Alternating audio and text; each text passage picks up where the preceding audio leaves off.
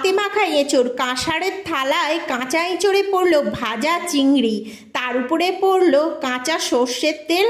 আর আস্ত আস্ত চিংড়িগুলোকে দেখে আজকের যে অনবদ্য আভিজাত্য রেসিপি সেটা একেবারে খাঁটি প্রমাণিত হলো। লেবুর রসে আর জলের ধোয়ায় এঁচোড়ের আঠাগুলো চলে গিয়ে এঁচোড়গুলো টুকরো হলো। লবণ হলুদ মশলা জলে কষানো চিংড়িগুলো কাঁচা এঁচোড়ের উপরে দিয়ে দিলাম উপর থেকে অনেকটা পরিমাণে কাঁচা সর্ষের তেল, দিলাম আদা বাটা, রসুন বাটা, জিরে বাটা, ধনে বাটা, তার সাথে লঙ্কা বাটা, কাঁচা লঙ্কা বাটা, লবণ পরিমাণ মতো, আস্ত গরম মশলা, তেজপাতা, হলুদ আর সামান্য কষাকষি করে ভালো করে ম্যারিনেশন করে রাখলাম প্রায় 10 মিনিট।